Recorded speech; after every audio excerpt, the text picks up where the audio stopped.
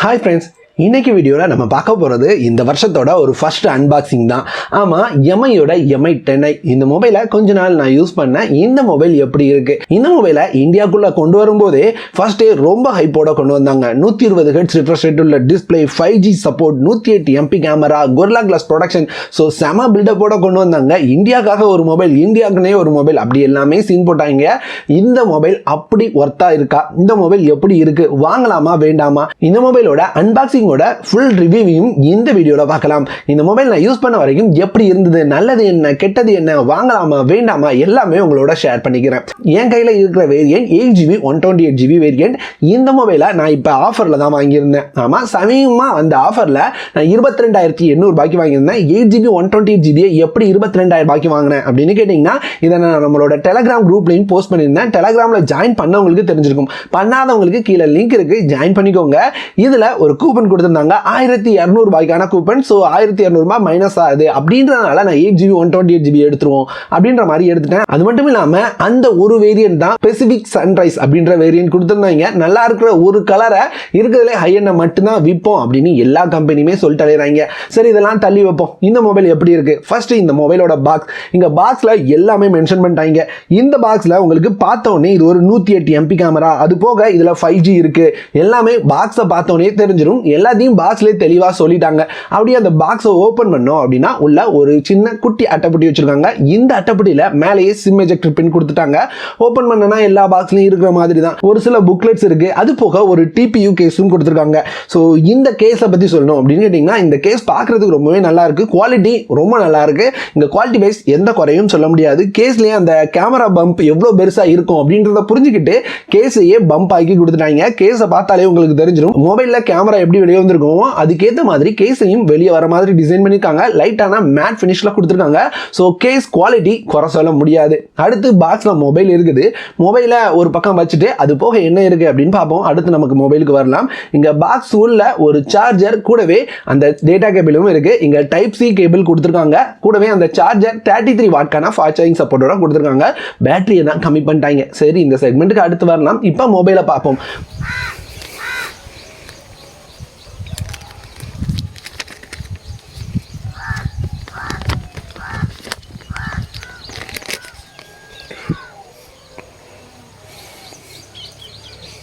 மொபைலை ஓப்பன் பண்ண உடனே ஃபர்ஸ்ட் தோணுது இந்த கலர். இந்த கலர் ரொம்ப ரொம்ப ரொம்ப நல்லா இருக்கா அப்படின்னு கேட்டிங்கன்னா, எனக்கு பெருசாலாம் ரொம்ப நல்லா இருக்கு அப்படின்னு சொல்கிற மாதிரி இல்லை.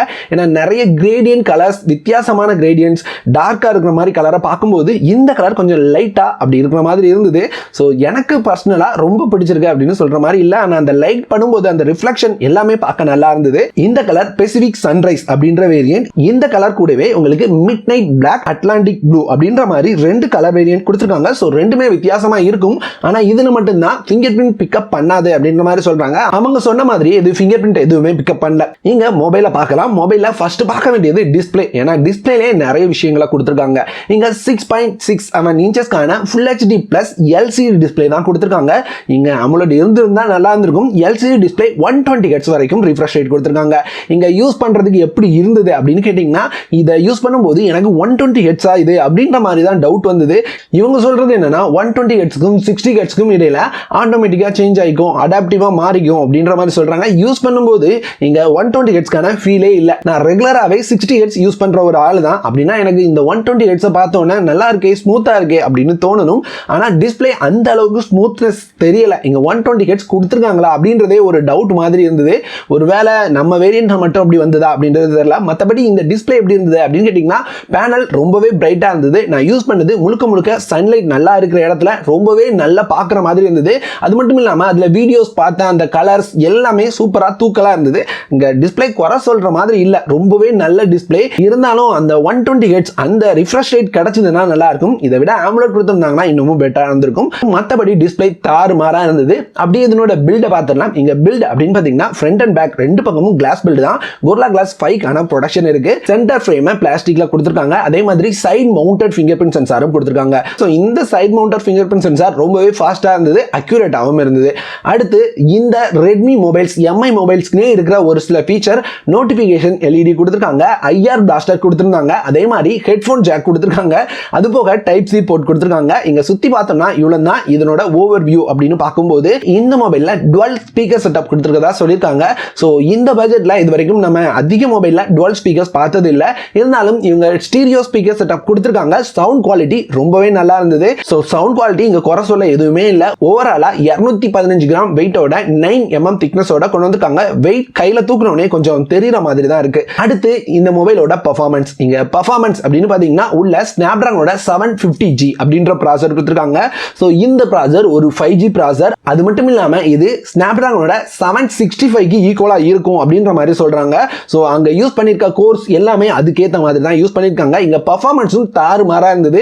பெர்ஃபார்மன்ஸ்ல நான் எந்த வித குறையும் சொல்ல மாட்டேன். என்கிட்ட இருக்கிறது வேற 8GB RAM வேரியன்ட். சோ பெர்ஃபார்மன்ஸ்ல இந்த எந்த இடத்துலயுமே லாக்ஸ் எதையுமே நான் நோட்டீஸ் பண்ணல. நான் யூஸ் பண்ண வரைக்கும் ரொம்பவே நல்லா இருந்தது. இந்த பிரைஸ் செக்மெண்ட்ல இந்த அளவு பெர்ஃபார்மன்ஸோட ஒரு 5G சிப், ஏன்னா இதை 25,000 ரூபாய் பிரைஸ் செக்மெண்ட்ல நம்ம பார்த்துட்டு இருக்கோம். அப்படி இருக்கும்போது இந்த அளவுக்கு பெர்ஃபார்மன்ஸ்ல ஒரு 5G சிப் கிடைக்கும் போது நம்ம இதை குறை சொல்ல முடியாது. பெர்ஃபார்மன்ஸ் வைஸ் இந்த மொபைலுக்கு நான் 10 out of 10 கொடுத்துருவேன். அந்த அளவுக்கு நல்லா தான் இருந்தது. அடுத்து இந்த மொபைலோட சாஃப்ட்வேர்ஸ். இங்க சாஃப்ட்வேர் பக்கம் போயிட்டோம்னா MIUI கொடுத்துருக்காங்க. எப்பவுமே ஆட்ஸோட கொண்டு வருவாங்க. இந்த டைம் ஆட் இல்ல அப்படின்றத சொல்லியிருக்காங்க. ஆனா ஆட் இல்லைன்னு சொன்னாலும் சொன்னாங்க அதிகபட்ச ப்ளோட்வேர்ஸ். ஆமா, நிறைய அப்ளிகேஷன் ப்ரீ இன்ஸ்டால்டா வருது. இங்க 1 இல்ல 2 இல்ல அன்இன்ஸ்டால் பண்ணா அன்இன்ஸ்டால் பண்ணிக்கிட்டே இருக்கிறான் போல. நான் ஒரு வீடியோ பார்க்கலாம் அப்படின்றதுக்காக நெட்டை ஆன் பண்றதுக்குள்ளேயே அங்க நோட்டிபிகேஷன் வர ஆரம்பிச்சது. இந்த அப்ளிகேஷன் இன்ஸ்டால் பண்றீங்களா, இந்த அப்ளிகேஷன் இன்ஸ்டால் பண்றீங்களா, அது இது அப்படின்ற மாதிரி நோட்டிபிகேஷன் வர ஆரம்பிச்சிருச்சு. ஸோ இங்க ப்ளோட்வேர்ஸ் எக்கச்சக்கமா இருக்குது. நீங்க மொபைலை வாங்கின கையோட சிம் போடுறீங்களோ இல்லையோ அந்த அப்ளிகேஷனை எல்லாமே அன்இன்ஸ்டால் பண்ணி தூர போட்டுருங்க. இங்க அன்இன்ஸ்டால் பண்ற ஆப்ஷனோட கொண்டு வராங்க. எம்ஐயோட அப்ளிகேஷன்ஸ் மட்டுமே இங்க அன்இன்ஸ்டால் பண்ண முடியாது. மற்றபடி அவங்க இன்ஸ்டால் பண்ணி கொடுத்துருக்க நிறைய ஆப்ஸை அன்இன்ஸ்டால் பண்ற மாதிரி கொடுத்துருக்கிறது ஒரு நல்ல விஷயம். சரி, ஆட்ல சம்பாதிக்கல அப்படின்றதுனால இப்படி சம்பாதிக்கலாம் அப்படின்னு முடிவு பண்ணிட்டாங்க போல. இங்க எக்கச்சக்க ப்ளோட்வேர்ஸ். ஸோ அதையும் கொஞ்சம் கம்மி பண்ணிக்கிட்டாங்கன்னா நல்லா இருக்கும். இதுவே நமக்கு ஆட் மாதிரி காமிக்க ஆரம்பிச்சிருது. ஸோ இங்க ப்ளோட்வேர்ஸ் அதிகமா இருந்தது. அதை மட்டும் கொஞ்சம் பார்த்துக்கோங்க. அது போக MIUI 12 Android 10ஓட இந்த மொபைலை கொண்டு வராங்க. சாஃப்ட்வேர் இன்டர்ஃபேஸ் எப்பவும் மாதிரியான MIUI தான். இங்க நிறையவே எக்ஸ்ட்ரா ஃபீச்சர்ஸோட கொண்டு வருவாங்க. எனக்கு ரொம்பவே பிடிக்கும் MIUI. ஸோ அதை குறை சொல்றதுக்கு எதுவுமே இல்லை. இங்க ஆட் இல்லை அப்படின்றது ஒரு பிளஸ். அடுத்து இந்த மொபைலில் பார்க்க வேண்டியது பேட்டரி. எல்லாமே நல்லா கொடுத்திருந்தாலும் அவங்க பேசாத ஒரு செக்மெண்ட், நல்லா பண்ணாத ஒரு செக்மெண்ட் அப்படின்னு கேட்டீங்கன்னா பேட்டரி தான். ஏன்னா எல்லாரும் பேட்டரியை 7000 mAh வரைக்கும் அதிகப்படுத்திட்டு போயிட்டு இருக்கும்போது இவங்க பேட்டரியை கொஞ்சம் கம்மி பண்ணியிருக்காங்க. கொஞ்சம், ரொம்ப இல்லை. 4820 mAh பேட்டரி கொடுத்துட்டு நீங்க 60 நிமிஷத்துல சார்ஜ் பண்ணலாம் அப்படின்னு சொல்லியிருக்காங்க. எனக்கு என்னமோ 60 நிமிஷம் ரவுண்டா சொல்லணும் அப்படின்றதுக்காகவே இந்த பேட்டரியை கம்மி பண்ணிட்டாங்க அப்படின்னு தான் தோணுது. ஏன்னா பாக்ஸ்ல வர 33 வாட் ஃபாஸ்ட் சார்ஜரை யூஸ் பண்ணி சார்ஜ் பண்ணும்போது 1 ஹவர்ல சார்ஜ் ஃபுல் ஆகும் அப்படின்ற மாதிரி சொல்றாங்க.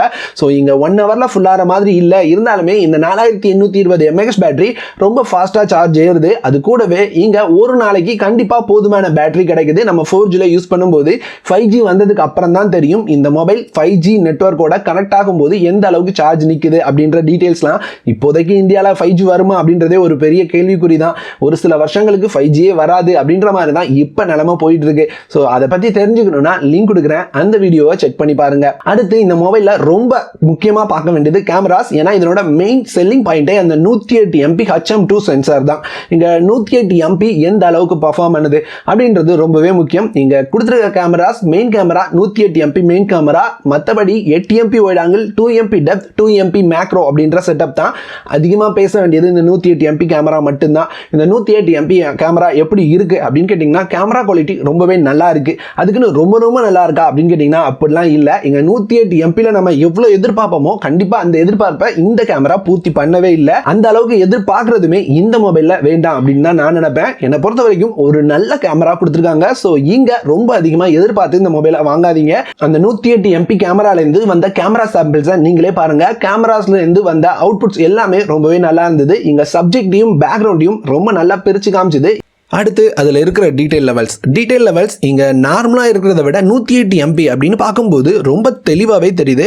இங்கே நம்மளோட ஃபோட்டோஸில் அந்த வானத்தெல்லாம் கவனிங்க, வானம் லைட்டாக பிளராக இருக்க மாதிரி இருக்குது. இதுவே 108 MP அப்படின்னு பார்க்கும்போது அந்த மாதிரி இல்லை, இன்னமும் தெளிவாக இருக்குது. அதுபோக 108 MPயில் ஷூட் பண்ணும்போது நமக்கு அந்த இமேஜை ஜூம் பண்ணுறதுக்கு இன்னும் வசதியாக இருக்கும். ஜூம் பண்ணால் நம்மளால் அந்த இமேஜ், அந்த மரத்தை எல்லாமே ரொம்ப தெளிவாக பார்க்க முடியுது. ஸோ என்ன இருக்குது அப்படின்றது வரைக்கும் நமக்கு ரொம்ப தெளிவாக தெரியுது. அதே மாதிரி தான் இந்த வீடியோ ஸ்பீடை பார்க்கும்போதும் ரொம்ப தெளிவாகவே தெரியுது. ஸோ 108 எம்பிக்கு மாறினீங்கன்னா உங்களுக்கு கொஞ்சம் டீட்டெயில்ஸ் அதிகமாக கிடைக்கும். அதை தாண்டி வேற எதுவும் இல்லை. ஆனால் என்ன, எம்பி 20 எம்பி வரைக்கும் போகுது. நார்மலான ஃபோட்டோஸில் 5லேருந்து 7 எம்பி வரைக்கும் வருது. அடுத்து அந்த வைட் ஆங்கிள், இங்கே வைட் ஆங்கிள் பற்றி சொல்கிறதுக்கு எதுவுமே இல்லை. ஒரு 8 எம்பி வைட் ஆங்கிள் தான் கொடுத்துருக்காங்க.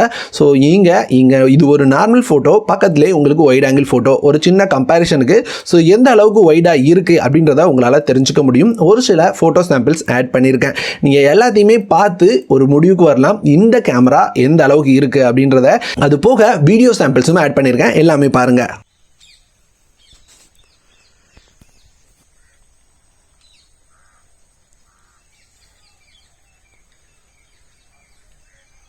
Hey guys, இப்போ எம்ஐயோட Mi 10i இந்த மொபைலோட ஃப்ரண்ட் ஃபேஸிங் கேமரால தான் வீடியோ எடுத்துட்டு இருக்கிறேன். அதே மொபைலோட மைக்கில் தான் வாய்ஸும் ரெக்கார்ட் ஆகிட்டு இருக்குது. அது மட்டும் இல்லாமல் லைட்டிங் ஓரளவு ஓகேயா இருக்குது. உங்களுக்கு வீடியோ எப்படி இருக்குது, ஃப்ரண்ட் கேமரா வீடியோ குவாலிட்டி நல்லா இருக்கா இல்லையா அப்படின்றத கமெண்ட்ல பதிவு பண்ணுங்க. இந்த வீடியோ சாம்பிளை பார்க்கும்போது கண்டிப்பாக உங்களுக்கு ஒரு ஐடியா கிடைச்சிருக்கும் அப்படின்னு நம்புறேன். அடுத்து அந்த ஃப்ரண்ட் கேமரா 16 எம்பிக்கான ஃப்ரண்ட் கேமரா கொடுத்துருக்காங்க. கண்டிப்பாக 16 எம்பி ஃப்ரண்ட் கேமரா அப்படின்றது ரொம்ப நல்லா பர்ஃபார்ம் பண்ணக்கூடிய ஒரு கேமராவாக இருந்தது. கேமராவோட இமேஜ் குவாலிட்டி எல்லாமே ரொம்ப சூப்பராக இருந்தது. இங்கே பியூட்டி மோட் கொடுத்துருக்காங்க. பியூட்டி மோட் இனேபிள் பண்ணீங்க அப்படின்னா நீங்கள் டேரெக்டாக இன்ஸ்டாகிராம் அந்த மாதிரி இடங்கள்ல போஸ்ட் பண்ணதுக்கு ரொம்பவே வசதியாக இருக்கும். ஏன்னா கலர்ஸ் எல்லாமே நல்ல தூக்கலாக காமிக்குது, உங்களை இன்னுமே நல்லா காமிக்குது. இந்த ஃபோட்டோஸ்லாம் பார்த்தீங்க அப்படின்னா உங்களுக்கு தெரிஞ்சிருக்கும். ஸோ இந்த கேமராவுமே ரொம்ப நல்லா பண்ணியிருக்காங்க. ஓவராலாக இந்த மொபைல் எப்படி இருக்கு அப்படின்னு கேட்டிங்கன்னா 21,000 ரூபாய் அப்படின்ற பிரைஸ்ல நீங்க வாங்கும்போது இந்த மொபைல் ரொம்பவே ஒர்த்தான மொபைல். இங்க குறை சொல்றதுக்கு ஒரு சில விஷயங்கள் தான் இருக்கு. ஃபர்ஸ்ட் இவங்க கொடுத்துருக்கிறது எல்சிடி டிஸ்பிளே இருந்தாலுமே இதுல 120 ஹெர்ட்ஸ் ரிஃப்ரெஷ் ரேட்கான ஃபீல் இல்லவே இல்லை. அது போக இதுல ஒரு ஹைபிரிட் சிம் ஸ்லாட் தான் கொடுத்துருக்காங்க. 2 சிம் கார்டு அல்லது ஒரு மெமரி கார்டு ஒரு சிம் கார்டு போட்டுக்கலாம். ஒரே நேரத்தில் 2 சிம் அப்புறம் மெமரி கார்டை போட முடியாது. அடுத்து இவங்க இது இந்தியாவுக்குனே உருவாக்கப்பட்ட மொபைல் அப்படின்னு பீலா விடுறாங்க. அப்படின்னா அதை ஃபர்ஸ்ட் இந்தியாவில் லான்ச் பண்ணிட்டு சொல்லியிருக்கணும். சைனால ஏற்கனவே ரெட்மி நோட் 9 ப்ரோ 5G அப்படின்னு லான்ச் பண்ணிட்டு அந்த மொபைலை அப்படியே இந்தியாவுக்கு ஒரு நேம்ல தூக்கிட்டு வந்துட்டு இது இந்தியாவுக்குனே உருவாக்கப்பட்ட மொபைல் அப்படின்னு சொன்னா எப்படி ஏத்துக்க முடியும்? சோ இதுவுமே ஒரு குட்டி ஏமாத்து வேலை மாதிரி தான் இருந்தது. ஓவராலா இந்த மொபைலை பாத்தீங்க அப்படின்னா 21,000 ரூபாய்க்கு one of the best mobile இப்ப மார்க்கெட்ல இருக்கிறதுல நான் யூஸ் பண்ண வரைக்கும் இது 21,000 ரூபாய்க்கு ரொம்பவே பெஸ்டான மொபைல். தைரியமா வாங்கலாம். இதுல என்னென்ன வேரியன்ட் கொடுக்குறாங்க அப்படின்னு பாத்தீங்கன்னா 3 கலர் வேரியன்ட்ஸ் இருக்கு. 6GB 64GB 21,000 ரூபாய்க்கும், 6GB 128GB 22,000 ரூபாய்க்கும், 8GB 128GB 24,000 ரூபாய்க்கும் கொண்டு வராங்க. அந்த 6GB 64GB இன்னை வரைக்கும் சேலுக்கு விடல. சேலுக்கு வந்தது அப்படின்னா கண்டிப்பா அப்டேட் பண்றேன். இந்த வீடியோ முழுசா பார்த்திருக்கீங்க, இந்த மொபைல் பிடிச்சிருக்கு வாங்கலாம் அப்படின்னு ஒரு ஐடியாக்கு வந்தீங்க அப்படின்னா லிங்க் கீழே டிஸ்கிரிப்ஷன்ல இருக்கும், செக் பண்ணி பாருங்க. இந்த ரிவ்யூல இருந்து எது நல்லா இருக்கு எது நல்லா இல்ல, வாங்கலாமா வேண்டாமா அப்படின்ற ஒரு தெளிவான ஐடியா உங்களுக்கு வந்திருக்கும் அப்படின்னு நம்புறேன். வீடியோ பிடிச்சதுன்னா ஒரு லைக் பண்ணுங்க. இந்த மாதிரி வேற என்னென்ன மொபைல்ஸ் அன்பாக்சிங் பண்ணணும் கமெண்ட்ல ஷேர் பண்ணுங்க. முடிஞ்ச அளவுக்கு அன்பாக்சிங் பண்ண ட்ரை பண்றேன். இந்த வீடியோவில் தான் இந்த மாதிரி வேற ஒரு நல்ல வீடியோவோட உங்களை வந்து சந்திக்கிறேன்.